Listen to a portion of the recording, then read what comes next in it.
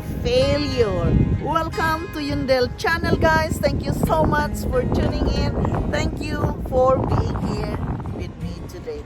How to react with failure? Many of us thinking failure is a down moments. Failure is a mistake. Failure is wrong. Failure is connected to negativity. But not really, guys. There are so much things we can learn from our own failure. In fact, the book says there's no such thing as failure. Yes, think of this, guys. There's no such thing as failure. Remember the story of the great inventor who invented the light, guys? Thomas Edison. Remember the story that the New York Times told him he had failure 700 times. But Thomas Edison said that was not a failure. The 700 times, that is not a failure, but it is a way of not working it. He's working in a project, he's working in this experiment, inventing light. It was just not working. It was not a failure at all. So remember, there's no such thing as failure. Remember that great inventor, Thomas Edison. He won't admit failure. It's just the way was not working the way it is. So that therefore he was able to try it again and again. Remember, 700 times before he created the light, because the thing was not working. It was not a failure. It is just that the thing was not working at all for 700 times. Remember that, guys.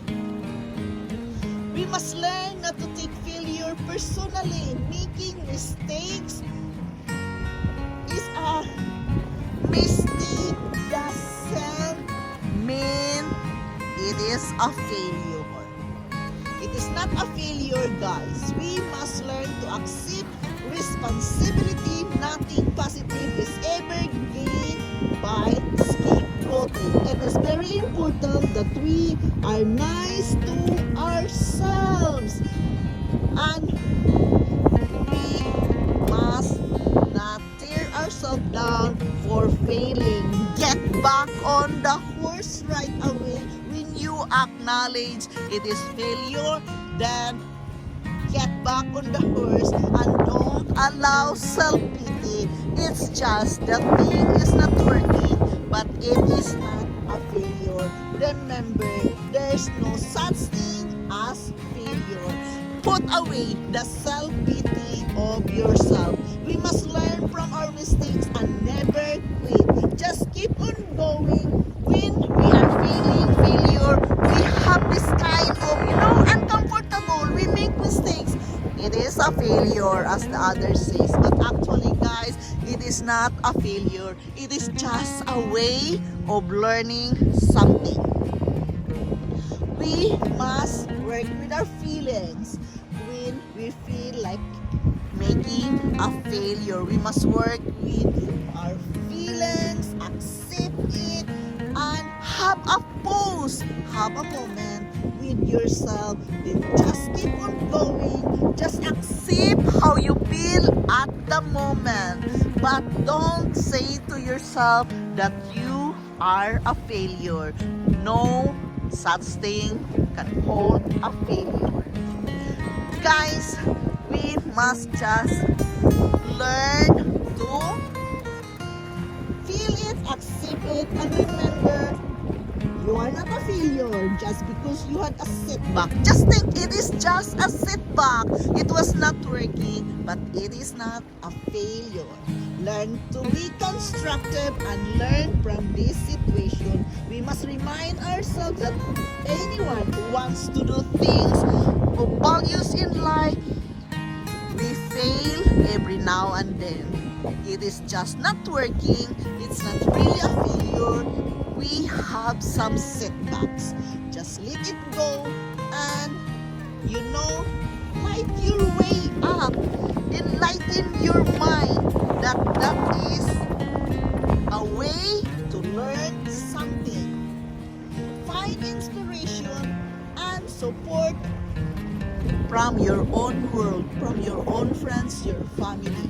We must learn to be a failure as a positive thing. Embrace it. Thinking at least we did something. It is not a mistake. It is not a failure. At least I did something. We've got to learn from it a lot. That failure is a lesson to be learned. And think that failure can bring us opportunity, guys.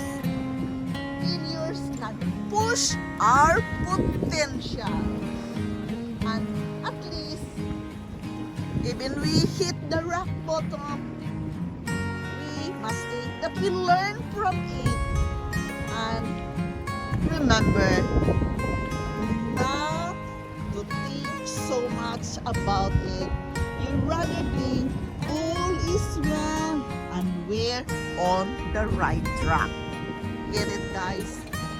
There's no such thing as failure. Yes. Many of us quit or, give up because we think it's a mistake. It is not good for us. It is not just working. And we already concluded that it is a failure. It is not a failure, guys. It's just a way to learn something. Remember, in every step you take, you have to fall down. It's like baby steps, guys. When we were young, when we learn how to walk, we fall down many times. You can even ask your parents how many times you fall down before you learn to walk. There's no such things as failure because it is a way of opening your greatest potential. You are good at it, you are doing great, but it is needed to be learned and use the time to learn something from it instead of thinking, I'm giving up because it is not working, because I am failing. No, mistakes and failure is just a way of teaching us something about life, about the situation. How can you change it? How you are going to work with yourself towards it. So guys, it is a lesson needed to be learned. So get back up again and continue going. Keep on learning and think that there is no such thing as failure. It is just a way of setback. You need your moment. You need to pause for a moment and think some other way. Like Thomas Edison, 700 times it was not working. He did not admit it was a failure. He said, it's just the thing was not working. When the thing was not working for ourselves, guys, it is a time we are going to find another way. And it is the same with this thing, failure. When the thing is not working, that means you are going to open up new ideas. You are going to open up your mind to do something, to find a way. Remember, there's always a way where you want to be. So guys, it is what it is. We must embrace it. Failure is not totally negative. Don't think failure is a negative. think it is a way to awaken your fullest potential. We have all talents needed to be developed. Probably that is the time you must develop your situation, your own problem, your own challenges. The universe or God give you the way to the solution of that certain thing. It is not a failure.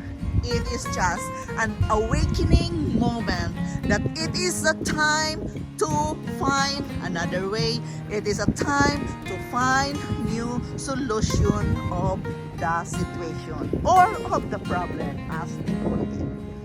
I really love the way Thomas Edison said, "No, I was not committing failure. I never commit failure. The thing was not worked out 700 times. It was not a failure. It's just the thing, the way he made it, the way he created his inventions was not working." Yes, not all the time things are working for us. We must accept it. We must embrace it. It's just a moment of time. Thank you so much, guys, for listening. I am so, it's cold here already now. The sun is coming out, so I have to take a moment with myself. It's not really easy sharing with you some thoughts. I need to feel it. I need to, feel it with myself before I can deliver a message to you guys. And it is really, tiring sometimes emotionally. So guys, thank you so much for following me. Thank you so much for supporting my channel. I am forever grateful to each and every one of you coming here in my channel. Bye-bye, and I love you all.